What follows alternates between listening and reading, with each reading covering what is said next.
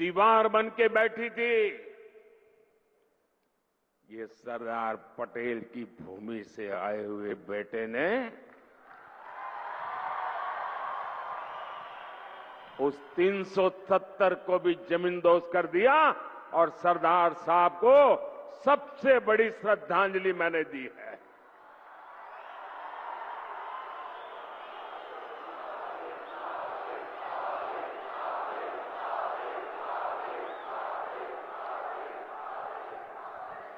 मैंने सिर्फ statue of unity, दुनिया का सबसे बड़ा स्टैच्यू बनाकर सरदार साहब को अंजलि दी है, इतना ही नहीं, मैंने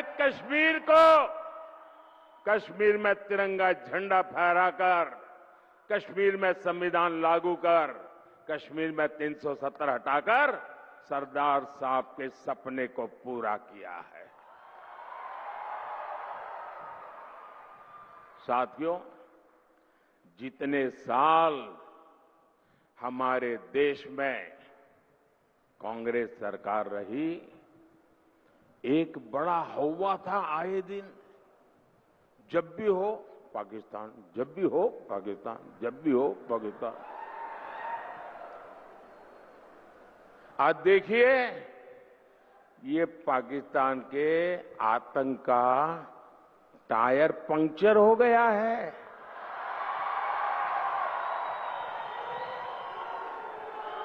जो देश कभी आतंकी एक्सपोर्ट करता था, वो आटे के इंपोर्ट के लिए दर दर भटक रहा है। जिसके हाथ में कभी बम गोला था, उसके हाथ में आज भीख का कटोरा है।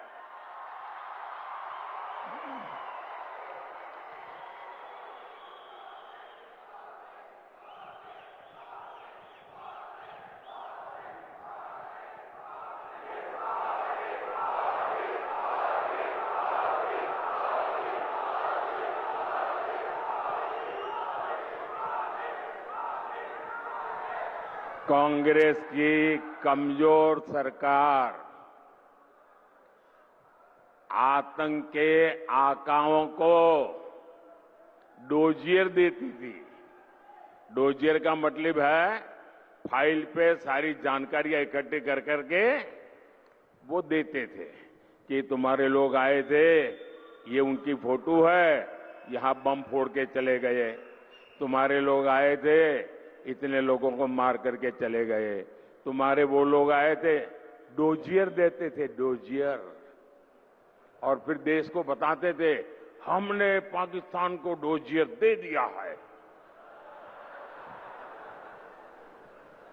डोजियर।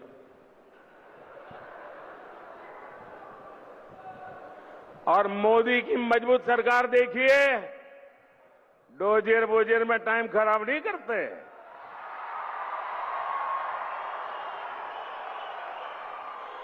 आतंकियों को घर में घुसकर मारते हैं।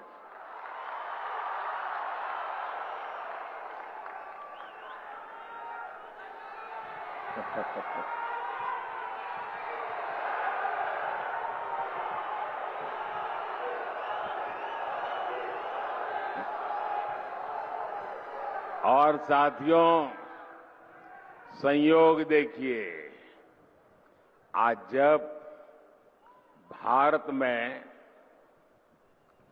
कांग्रेस कमजोर हो रही है, यानी सूक्ष्मदर्शक यंत्र लेकर के भी कांग्रेस को ढूंढना मुश्किल हो रहा है। लेकिन मजा ये है कि यहां कांग्रेस मर रही है और वहां पाकिस्तान रो रहा है।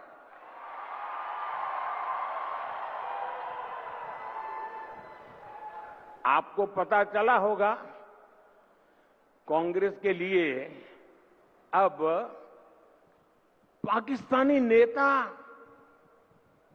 दुआ कर रहे हैं। शहजादे को प्रधानमंत्री बनाने के लिए पाकिस्तान उतावला है। आपने कल देखा होगा, और हम तो जानते ही है कांग्रेस तो पाकिस्तान की मुरीदी है।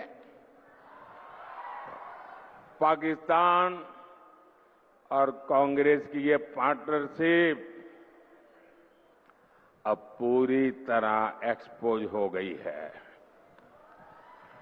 भाइयों और बहनों, देश के दुश्मनों को आज भारत में मजबूत सरकार नहीं चाहिए, उनको कमजोर सरकार चाहिए। और ऐसी कमजोर सरकार जो मुंबई में 26/11 को आतंकी के हमले के समय थी ना, वैसी कमजोर डोजियर भेजने वाली है।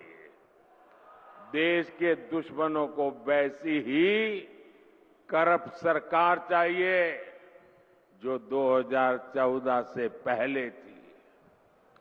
देश के दुश्मनों को वैसी ही अस्थिर सरकार चाहिए जो 2014 से पहले देश में थी। मोदी की मजबूत सरकार न झुकती है और न ही रुकती है। और तभी आज दुनिया कह रही है, दुनिया के विकास को भारत ही गति दे सकता है।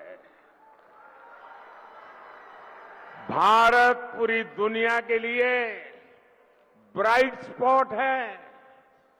दुनिया में झगड़े होते हैं तो भारत को विश्व बंधु के तौर पर झगड़ा सुलझाने वाले देश के तौर पर देखा जाता है। कहीं युद्ध होता है, अभी आपने देखा होगा रशिया और यूक्रेन के बीच लड़ाई चल रही थी। दुनिया के अनेक देशों के लोग वहां फंसे हुए थे, वो वहां से बाहर निकलना चाहते थे और वहां एक ही पासपोर्ट चलता था। दुनिया के किसी भी देश के नागरिक को वो बम गोले के बीच से निकलना हो यूक्रेन में से, तो एक ही पासपोर्ट चलता था और वो पासपोर्ट था मेरे देश का तिरंगा झंडा। पाकिस्तान के लोग भी तिरंगा झंडा दिखाते थे तो वहां की सेना जाने देती थी। आपने यूक्रेन में देखा है, युद्ध के समय जो बच्चे थे वहां, सबने महसूस किया कि भारत के तिरंगे की ताकत क्या बड़ी है। भारत, आप में से तो आए दिन लोग विदेश जाते हैं, आपने देखा होगा आज हिंदुस्तान के पासपोर्ट की ताकत क्या है। हाँ। ये होती है देश की साख। मुझे बताइए मेरे आनंद खेड़ा के भाई बहन, क्या आपको देश की ये मजबूती खबर मिलती है, गर्व होता है कि नहीं होता है?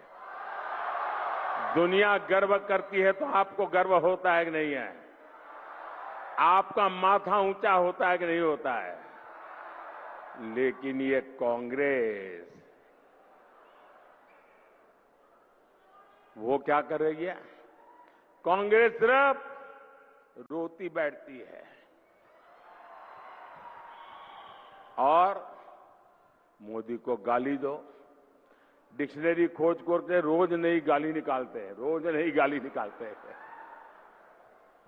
और कांग्रेस आज मोदी देश को एक करने के सरदार के सपने को पक्का कर रहा है। कांग्रेस देश को बांटने में जुटी है। कांग्रेस समाज में लड़ाई झगड़ा कराना चाहती है। भाइयों और बहनों, आजकल पूरे देश में एक बहुत बड़ी चर्चा चल रही है। लोग पूछ रहे हैं कि आखिर कांग्रेस इतनी बौखला क्यों गई है?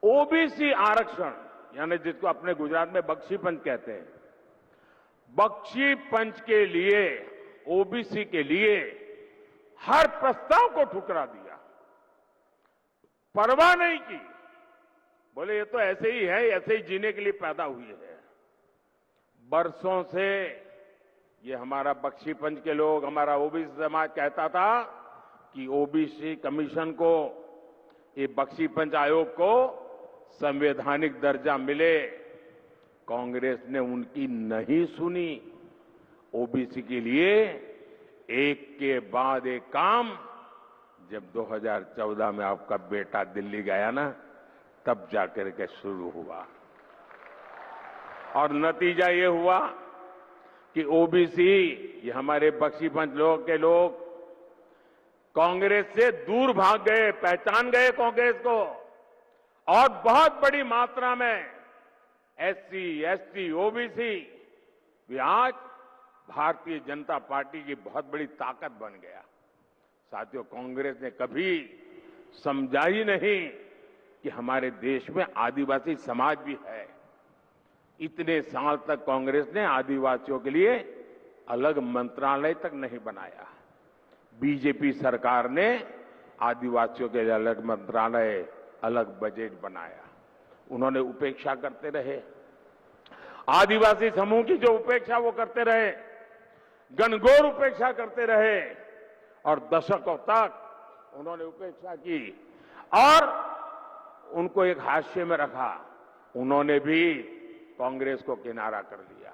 आज देर में आदिवासी बाहुल्य क्षेत्रों से भी कांग्रेस या तो गायब हो चुकी है या तो तीसरे नंबर पे कहीं इंतजार करती खड़ी है। कांग्रेस इन लोगों ने कांग्रेस का छुटकारा ले लिया। आज बीजेपी के एमएलए, एमपी की संख्या सबसे ज्यादा बीजेपी की एससी, एसटी, ओबीसी है। आज मेरे मंत्री परिषद में 60% से ज्यादा एससी, एसटी, ओबीसी समुदाय के लोग हैं और इसलिए कांग्रेस को लगता है सब कुछ लूट गया। अब आने वाले 100 साल तक कहीं कोई किनारा नजर नहीं आ रहा है और इसलिए आज कांग्रेस गरीब को नफरत करने लगी है। आज एससी, एसटी, ओबीसी इनको नफरत करने लगते हैं और ये बात कांग्रेस को बर्दाश्त नहीं हो रही है। भाइयों बहनों, कांग्रेस एससी, एसटी, ओबीसी को बहुत नाराज है। उनकी वोट बैंक चली गई है और इसलिए हम नई साजिश रच रहे हैं और नई साजिश रची है। साथियों,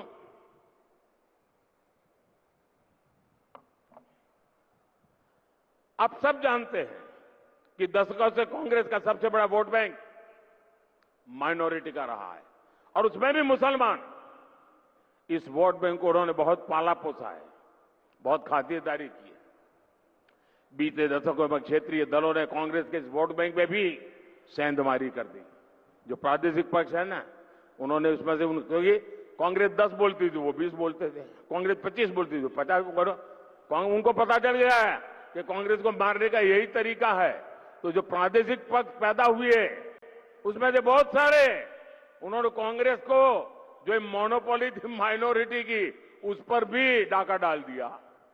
इसलिए अब कांग्रेस नई नीति, रणनीति बना रही है। जब कांग्रेस सत्ता या विपक्ष में, वहां माइनॉरिटी के वोट बैंक को साथ रखने के लिए तुष्टीकरण में और तेजी से आगे बढ़ रही है। कांग्रेस ने अल्पसंख्यकों को अपने साथ रखने के लिए ओबीसी और दलितों के आरक्षण का कोटा मुसलमानों को देना तय किया है।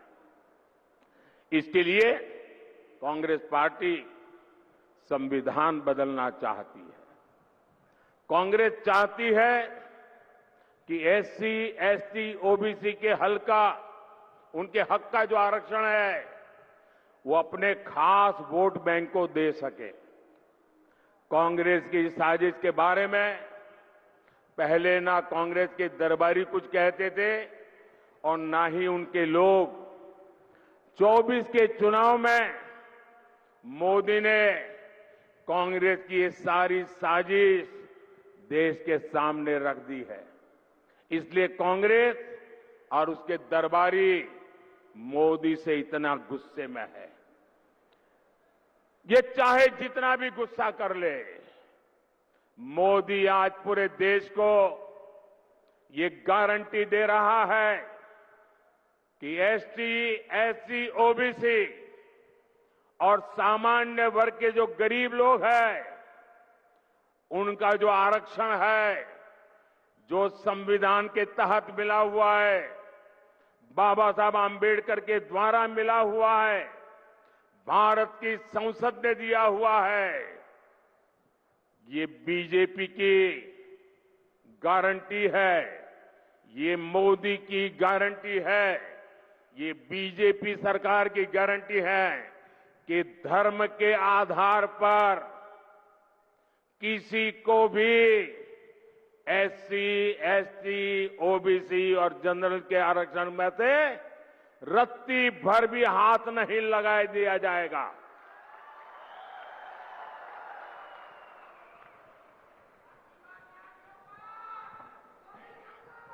मैं जरा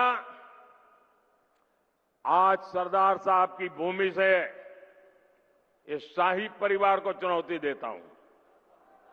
सरदार साहब ने जिंदगी दी थी, अब मैं उनका स्मरण करके दे रहा हूं। मैं सरदार साहब की भूमि से शाही परिवार के शाहजादों को चुनौती देता हूं। मैं सरदार साहब की भूमि से पूरी कांग्रेस को और उनके चट्टे बट्टों को चुनौती देता हूं। मैं उनकी पूरी इकोसिस्टम को चुनौती देता हूं। और मेरी 3 चुनौतियां हैं और मैं मीडिया को भी चुनौती देता हूं। जिन शब्दों में मैं कह रहा हूं, उस शब्दों में छाप करके दिखाइए।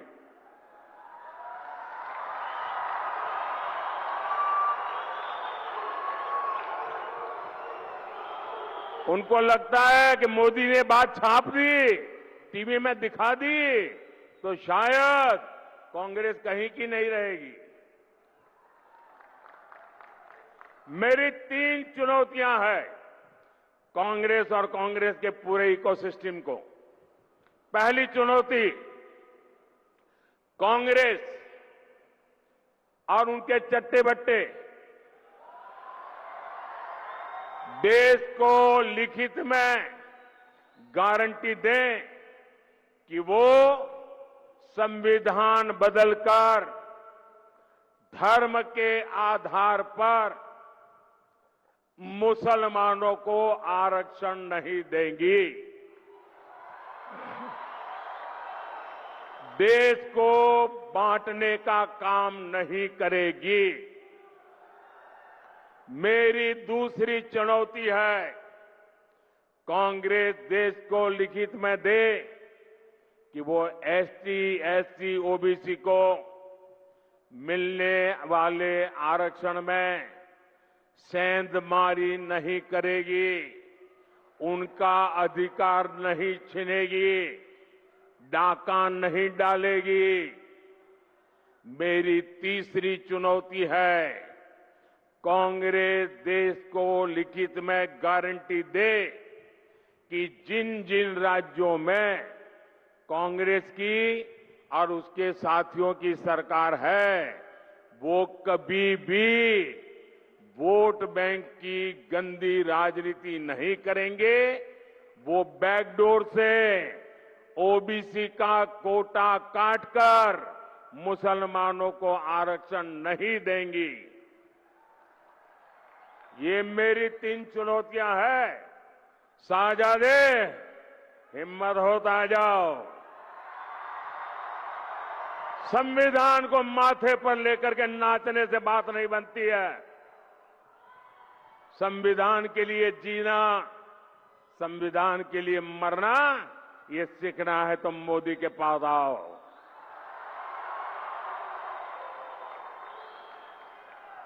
मैं जानता हूं कांग्रेस मेरी ये चुनौती नहीं स्वीकार करेगी, क्योंकि इसकी नीयत में खोट है। साथियों, भारतीय जनता पार्टी ने पहले भी कहा है, आज भी कहा है, देश की एकता और अखंडता के लिए, देश के सर्वांगीण विकास के लिए हमारे एससी, एसटी समुदाय, हमारा ओबीसी समुदाय, हमारे जनरल समुदाय के गरीब वर्ग, उनको जो अधिकार मिले हैं, उन अधिकारों को न कभी हम हाथ लगाएंगे और न ही हम किसी को हाथ लगाने देंगे। साथियों, इंडी गठबंधन की एक और रणनीति की पोल उसके ही नेता ने देश के सामने खोल दी है।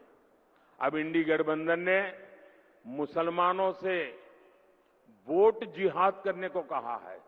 अब बताइए, हमने लव जिहाद सुना था, लैंड जिहाद सुना था और वोट जिहाद, और वो भी पढ़े लिखे मुसलमान के परिवार से बात आई है। सामान्य मदरसा से निकले हुए किसी बच्चे ने नहीं कहा है। हाईली क्वालिफाइड फैमिली और कांग्रेस के वरिष्ठ पद पर बैठे हुए परिवार, ये मुसलमान परिवार ने कहा है, नारा दिया है, वोट जिहाद करो। आप जानते हैं ना जिहाद का मतलब क्या होता है? जिहाद किसके खिलाफ किया जाता है? इंडी गठबंधन का साफ कहना है कि सारे मुसलमानों को एकजुट होकर वोट देना चाहिए। इंडी गठबंधन ने लोकतंत्र के उत्सव में वोट जिहाद की बात करके लोकतंत्र का भी अपमान किया है, संविधान का भी अपमान किया है। और कांग्रेस के एक ने भी नेता ने अभी तक इसका विरोध नहीं किया है, मौक सम्मति दे दी है। ये वोट जिहाद की बात भी कांग्रेस की तुष्टीकरण की नीति को ही आगे बढ़ाती है।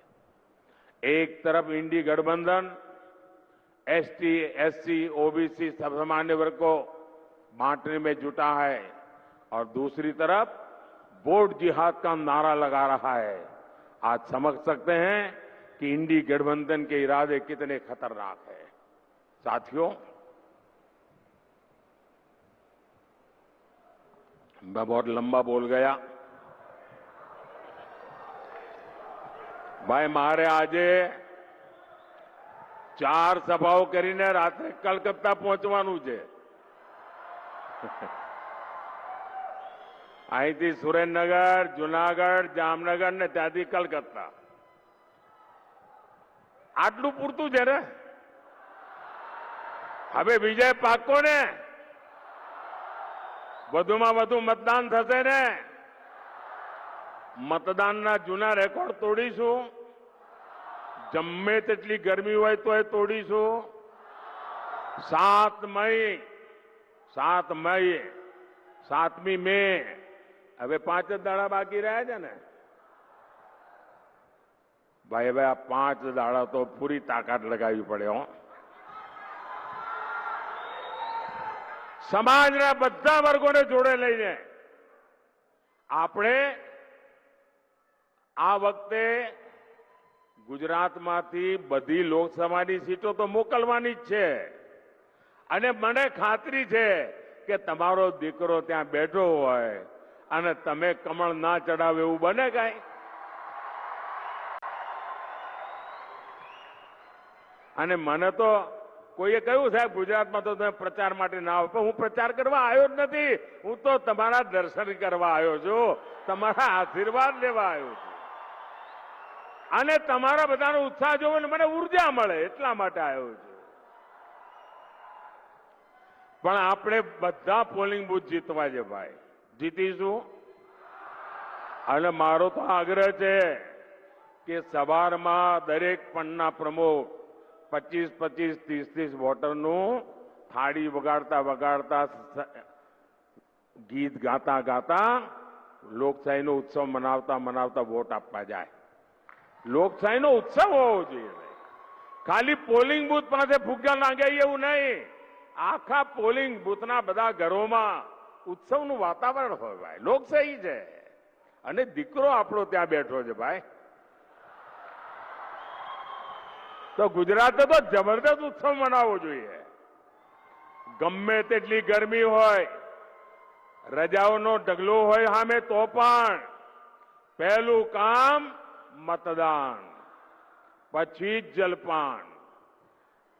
આપણા ત્યાં આણંદમાંથી અમારા સાથી ભાઈ મિતેશ પટેલ અને ખેડાથી અમારા સાથી ભાઈ દેવુસિંહ ચૌહાણ અને ખંભાત વિધાનસભામાં ભાઈ ચિરાગ પટેલ આ અમારા ત્રણેય સાથીઓને આપ વિજયી બનાવો। મારી સાથે બોલો ભારત માતા की, भारत माता की, भारत माता की जय सरदार, जय सरदार, जय सरदार।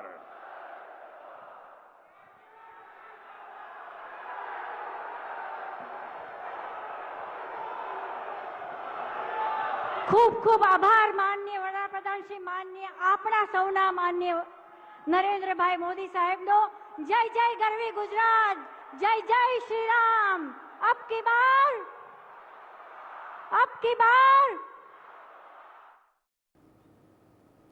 Well, viewers, there you heard it, a very, very comprehensive speech that delivered by the Prime Minister. He's, of course, touched upon a host of issues. He spoke about transforming India. He's, of course, spoken about how India has transformed over the course of the last couple of years from dossier days. Now, India has transformed and is, in fact, taking counter actions at a very rapid rate, is what the Prime Minister said. He's also, of course, openly challenged the Congress and has outlined 3 challenges. In fact, joining us at this point of time is my colleague Jitin Rawal. Jitin, again, as I was telling our viewers, a very, very comprehensive speech that delivered by the Prime Minister. He's openly challenged the Congress party and he's outlined 3 challenges. If you could take our viewers through what exactly the Prime Minister has said.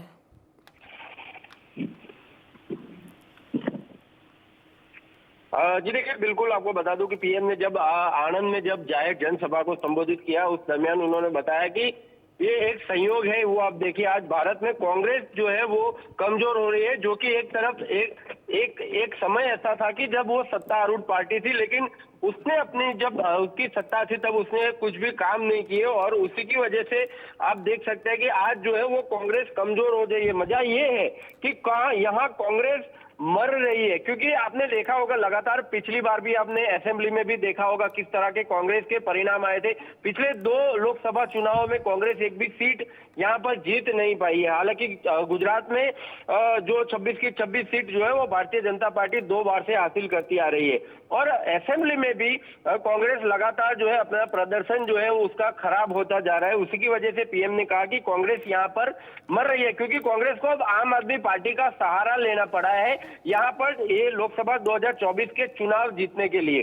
साथ ही PM ने यह भी कहा कि कांग्रेस के लिए अब पाकिस्तानी नेता जो है वो दुआ कर रही है, यानी कहीं ना कहीं पाकिस्तानियों का समर्थन की बात भी इसमें जो है पीएम ने कहीं कांग्रेस के ऊपर आक्षेप जो है वो लगाए हैं। कांग्रेस पीएम ने यह भी बताया कि शहजादे यानी कि सीधा उन्होंने राहुल गांधी के ऊपर जो है वो कटाक्ष किया। उन्होंने कहा कि शहजादे को प्रधानमंत्री बनाने के लिए पाकिस्तान उतावला है। जिस तरह से पाकिस्तान से उनको जो समर्थन मिलने की जो बात जो आ रही थी, उसी के उपलक्ष्य में पीएम ने ये कटाक्ष जो है वो राहुल गांधी के ऊपर लगाया था। उन्होंने कहा कि कांग्रेस तो पाकिस्तान की मुरीद ही है और पाकिस्तान और कांग्रेस की ये पार्टनरशिप अब पूरी तरह से एक्सपोज हो गई है। एक तरफ कांग्रेस और आम आदमी पार्टी का जो गठबंधन है उसके ऊपर भी सीधी जो है पीएम ने जो है उसका आक्षेप लगाया था और पीएम ने वहां पर स्थानिक लोगों से भी स्थानिक जो भाषा है उसमें भी पीएम ने लोगों से बातचीत करने के बाद जो है लोगों को अपनी ओर आकर्षित करने का भी पीएम ने जो है आनंद के अंदर प्रयास जो है वो किया था। For more such videos, subscribe to the NewsX YouTube channel, hit the bell icon.